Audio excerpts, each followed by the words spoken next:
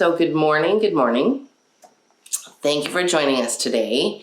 I'm going to say really quick, and then I'll do our announcements this morning. If your kids aren't with you, go grab them, because we're doing a guided meditation today.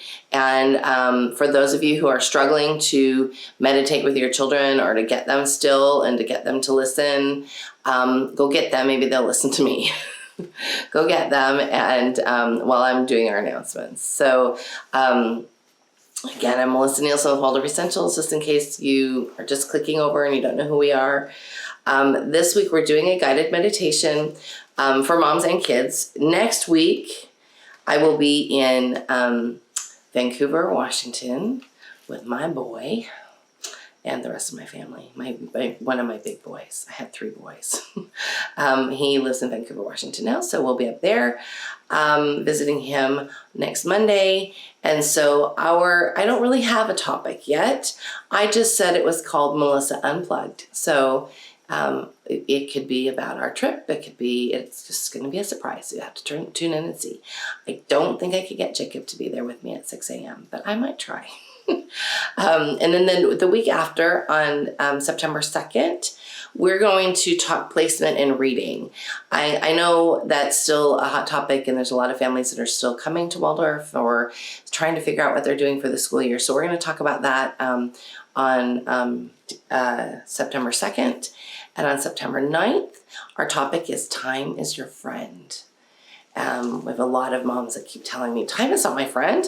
I'm always running out of time. I don't ever have enough time, and I can't make time work for me. How are you making time work for you? How are you doing all the things you're doing? Although right now this morning it looks like I don't ever sleep, but I promise I do. So we're going to talk about making time your friend. So that is on the 9th of September. So that's the next few that are coming up.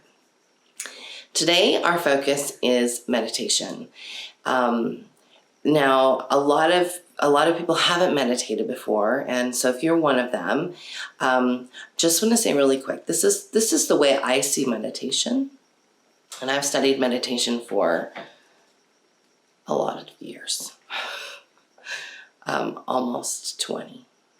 I've been meditating for almost 20 years, and my meditation practice has evolved as I have, as I have gone deeper and gained more insight and gotten clear on myself and how I want to show up. So I've been meditating for a lot of years, and you don't ever get there. It's not like a journey with an end.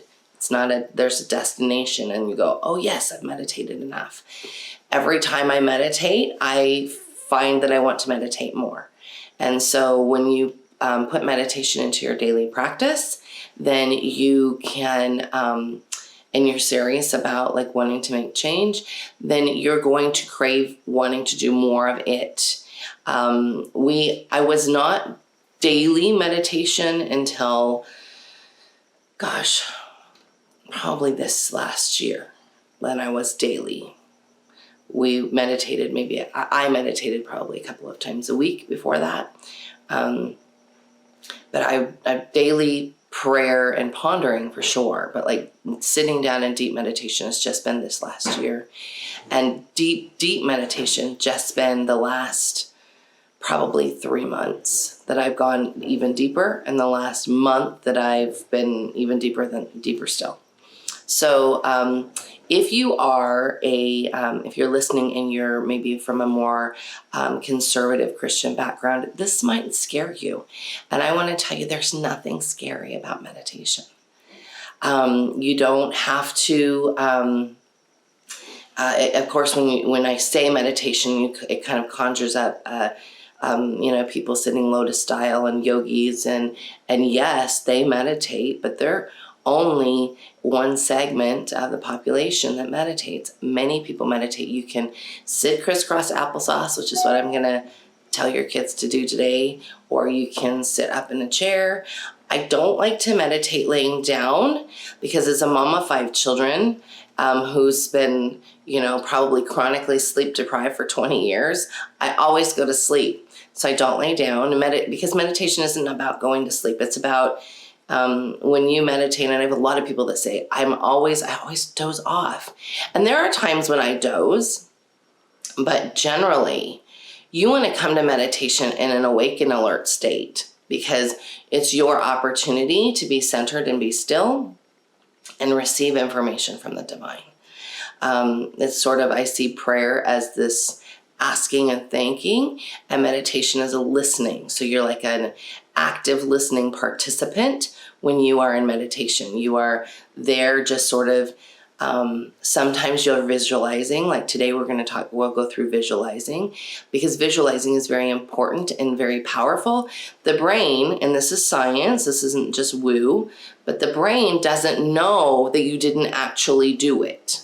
So when you visualize something, you want to make sure that it's detailed, you want to make sure that it's positive, you want to make sure that it's something that you want to create in your life, because the brain keeps a record in the same way that it would keep a record as if you had actually done it. So you want to visualize things that are things you want to bring into your life, so that experience can draw closer to you. So when you're doing it like a guided visualization like we'll do today, you want to be very alert. When you're just sort of listening and pondering and meditating on space and sort of being in, it's a very prayerful state, then you're not generally pulling things into your meditation space. You might focus on one thing if you're having a hard time sitting focused. If you're somebody with ADHD and you're thinking there's no way I could meditate the way Melisa does, you can. It's just you just have to practice it.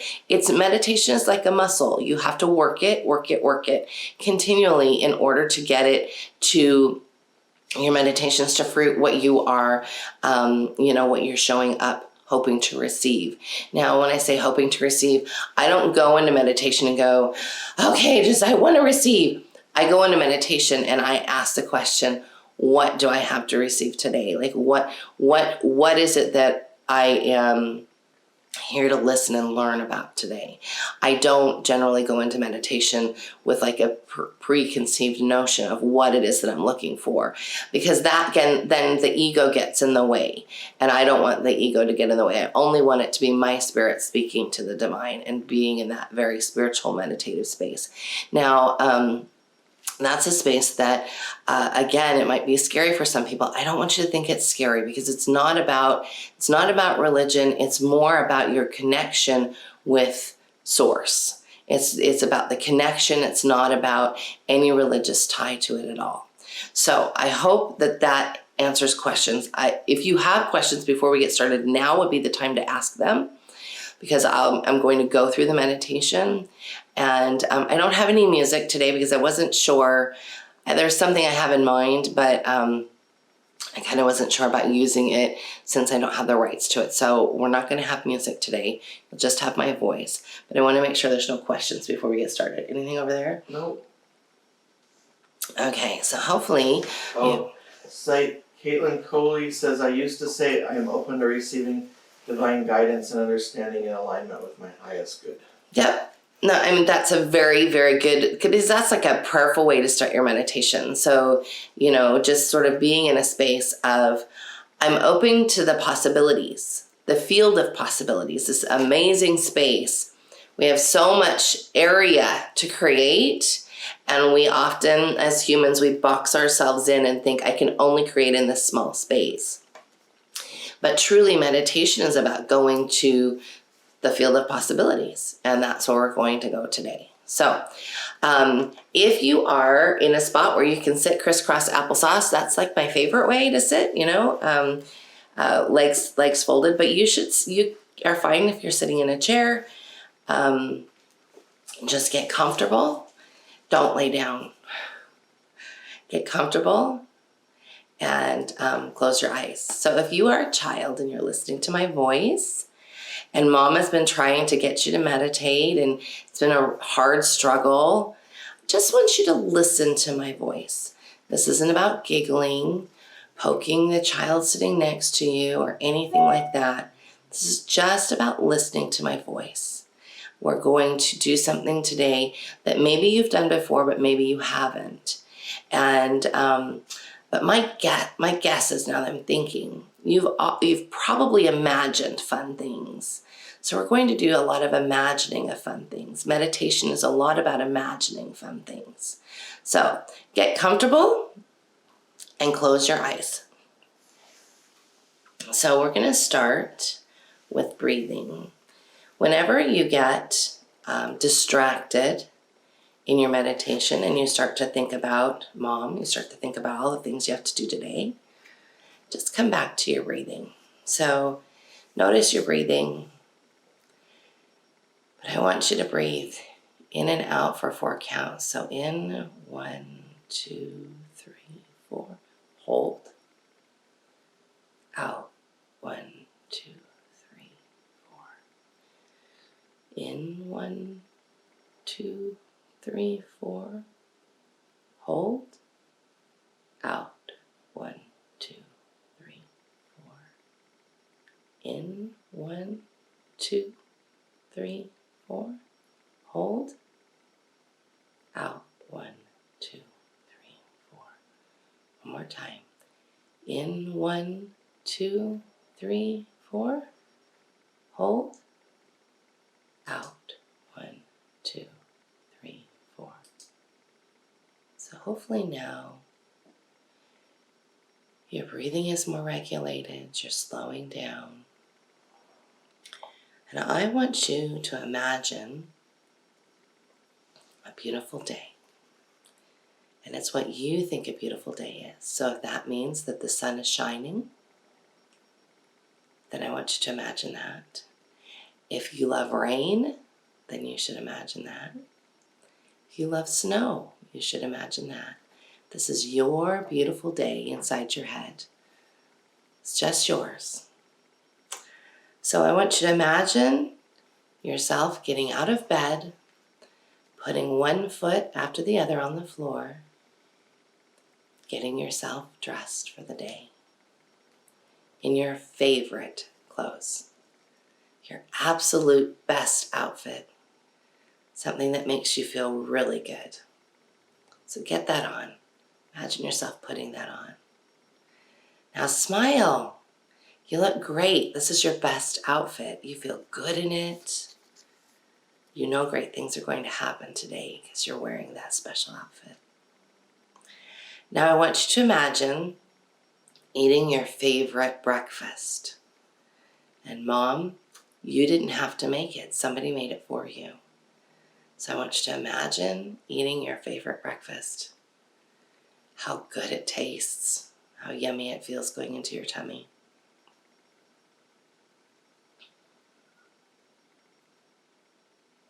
Isn't it so good? Such a good breakfast. And maybe it's a really healthy breakfast. Or maybe it's a naughty breakfast. Like some donuts. Maybe it's oatmeal.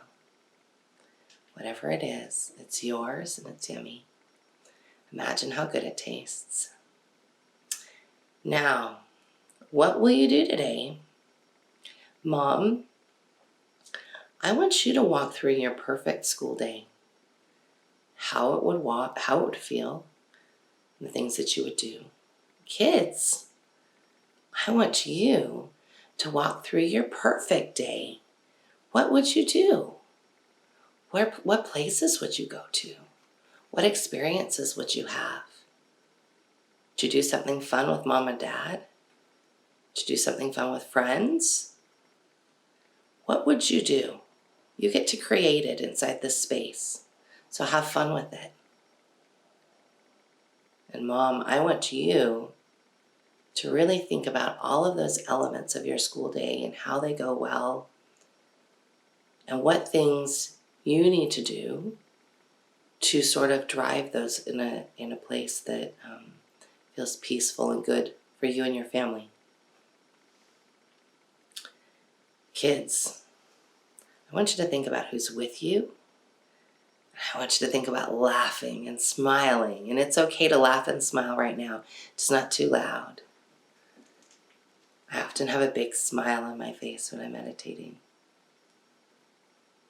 Smiling is a way of showing God and the universe that you are thankful for what you've created, that you are happy with what you've created.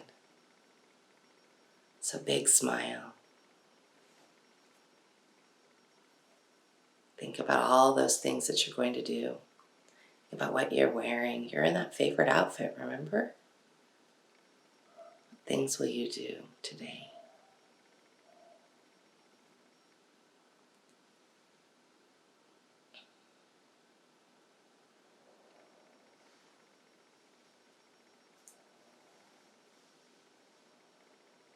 Okay, now I want you to come back. Feel your toes. Put your hands on your knees. Take a deep breath in. And open your eyes. So, you can do that sort of meditation anytime. Anytime. We do these meditations a lot with our children. They're fun meditations. They're a space to get still and silent. And when we're working with young children, that's the best way to start, is to really just get very still and silent and to be able to really take in and use your imagination to create the world that you want. So, Mom, hopefully you use the time to create the school space that you want. If not, do this later. Go through the same things. What are you wearing? What did you eat for breakfast? Create that school day in your head and see all the pieces coming together. See all of the lovely working parts come together that you need to have so that you can really get in the good mindset. I like to do this sort of meditation several times through the school year, just so that I'm making sure that I am bringing the right essence to our lessons. Kids, you can do this anytime. You can do this if you're at nighttime and you're scared, or you wake up in the night and you're trying to get yourself back to sleep, or you're trying to be still. If Mom says, oh my goodness, I need to just be still for a minute, because I say that sometimes because I have a child that doesn't know how to be still. So I will often have her close her eyes and imagine her perfect day. Right now we're imagining our perfect house, and so she's having a lot of fun with that. So think about ways that you can go into that meditative space. The great thing about being in that space is when you're really focused, everything else that's going on around you does not matter. So you can go into this meditative space when you're in a crowd of people. If you're struggling and you're thinking, oh no, it's getting too loud, it's a great time to just close your eyes and go within. So find a safe spot to sit down, close your eyes, and just really go into that space that you have inside your head. Because when you're in there doesn't have to be anybody else there with you. You can just be there by yourself. So that's a great way if you start to struggle to really be able to go to that space. Do you have something over there? Anna Catherine says, love this, Melissa. Do you do the same with Sam and older kids? Yes, Sam loves these kind of meditations. What's really funny is we do about 15 to 20 minutes. 15 is about the core of what we generally do. But what's funny is often we're done and they're like, wait a minute, we're not done creating. We want to sit here for another minute. So if you could start with something very small like this and let it grow, especially if you're having a hard time getting them to sit still, it's because of how you're judging the space. So if you can instead say, we're going to close our eyes and imagine, you might have to sit across from them and hold their hands for a few moments, and in order to really get them settled. But once you've got them settled and they understand that they can go within by themselves, then it's something you can easily suggest on a regular basis. So anytime my kids are having a hard time going to sleep, we do this meditation. One other way that we meditate, and then kids, if you're still listening, find a place that you really like. My kids really like to go to Disneyland. And so sometimes I will have them do a walking meditation in their mind.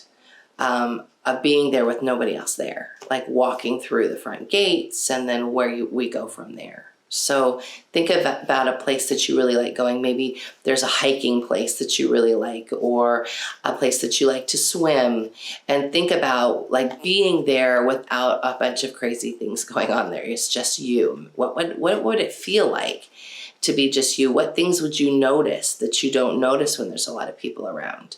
So we walk through each space and look at the details in each space. So it helps us to pay attention more than when we are in those places. So hopefully that's helpful. I hope you guys enjoyed that. You can always go back and listen to it again. And yeah, I think that if you have questions about meditation, please let me know. Hit me up. I'm happy to answer them. If this was something you liked, we could do guided meditations again in the future. Longer ones. I just wanted one where it was comfortable for you to bring kids, because often, we think we can't get them to meditate, but if we can get them quiet enough to imagine in their space, kids daydream all the time. They love this stuff. So I hope you guys have a wonderful week. Next week I'll be in Vancouver, and then the week after that I will be in Salt Lake City. So I will see you all later. I hope you have a great week, and bye.